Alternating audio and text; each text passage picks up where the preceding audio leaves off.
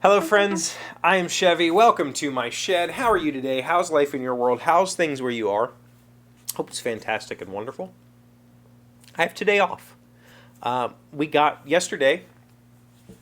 I don't know if I'm assuming that you've heard that President Biden was to sign the Congress passed a law to turn Juneteenth into a federal holiday. Juneteenth being June 19th. And the governor of West Virginia signed it before the president did for the state. So it became a state holiday yesterday, and he gave us all the day off. So a free day off. And it's cool because it is Father's Day weekend. And whether you, I guess I don't know what I was going to say there. Hopefully you didn't forget that it was Father's Day weekend, and hopefully you still have a father around that you can call and tell him that you appreciate it, because I'm excited to spend the weekend with my girls. I really do enjoy spending time with them, and we've got some special stuff planned for the weekend, which maybe I'll tell you about next week, but because I want it to be a surprise for everybody. I have a father. He's still alive. He's 77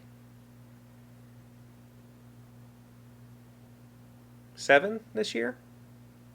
I think that's wrong. How old is my dad? How terrible is that? Let's see. He would have been 55 in 2000, so 76. 76 this year. And he has medical conditions, quite a few of them. He has had quite a few of them for a long time, and he's definitely not the man that I grew up with anymore. But regardless of what I have thought of him in the past and what I've said of him in the past to people, I look at him now as I understand him a lot more than I did when I was younger. I understand who my father is, and I understand why he is the way he is. And I understand the relationship that we had when I was a child, because we didn't have a close relationship. My dad is not a close person. My dad is a very closed person. He grew up in a very emotionless household, and doesn't express emotion, and just doesn't express himself very well at all in any regard. But he's a good teacher, and that's what he did for 32 years. He taught auto mechanics. And so as a child, I was more a student than a son. And I'm not saying that in any sort of derogatory way. When I was little, I looked at it very negatively. I looked at it like, I wish my dad would just love me and play with me. But now that I'm older and I look back, what I see is that my dad did love me and play with me. But his version of play was to teach me life skills, to teach me trade skills, mechanical skills, welding, electrician, auto mechanics, construction. That was his version of love and play. It didn't align with the things that I wanted to do, like play G.I. Joes or launch model rockets or, build go-karts. But in the long run, I no longer play G.I. Joes or launch model rockets or build go-karts, but I do own a home and I own several vehicles, and I have never had to call a repairman. And that's all thanks to my dad, because for him,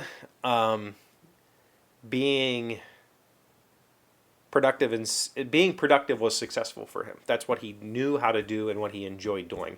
And whether it was cutting grass or taking care of the house or working on a car or even just grading papers at night, he always had productive chores to do that took up most of the evening. And so I got to look at him as a example and less as a dad. When my kids were born, I tried to be more of a dad, and what I found was I'm not good at it. I'm not good at being playful. I'm not good at being energetic about kids stuff. It took a long time for me to really become friends with my kids, and it sucks. It sucks for them. It sucks for me. It sucks for everybody involved in the situation, because the fact of the matter is I didn't I didn't do a good job. But the good news is I can look at who I have been for the past, since they moved away. I've looked at who I have been for them, and what I have been for them is a very solid foundation, and I think that's really important.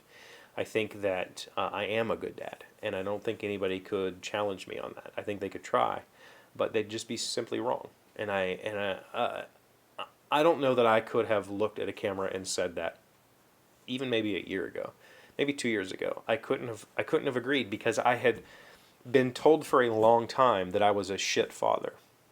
I had been told for a long time that I wasn't good enough, that I wasn't doing enough for my kids, and I believed it. I believed it very much. And what I have learned is that's completely false.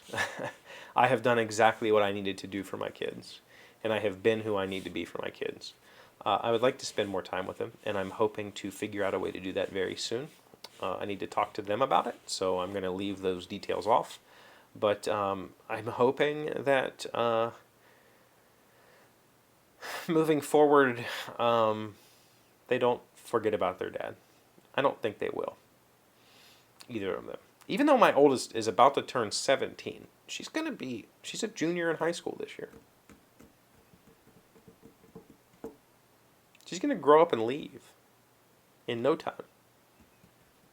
That's scary. So, regardless of who your dad was to you when you were a kid, regardless of who you think your dad is today, you should probably call him this weekend and just say, "Hey, Dad, thanks for everything that you did for me." My dad and I don't say the L word to each other. I don't think he ever has in my entire life. That might be untrue, but I don't recall him ever saying it to me. But he doesn't need to. That's kind of the point, right? It's kind of what makes him a dad. So regardless of what you think, give your dad a call. Say hi. Just let him know. It's okay. But like most dads, I don't need anything for Father's Day, right? I just need time. Thank you for being here as always. Thank you for liking, commenting, subscribing, being amazing friends and wonderful people. I really appreciate you. And I'll see you again Monday. Jeesh. Today's word you should know to sound smart is garnish. It is a verb meaning a legal procedure for taking a portion of a person's wages, property, and assets to pay his debts. If you do not pay your taxes within 30 days, the county reserves the right to garnish a portion of your wages until the back taxes are paid in full. Garnish. Garnish. I always thought that was the term for that stupid little inedible green leaf they put on a plate at shitty restaurants.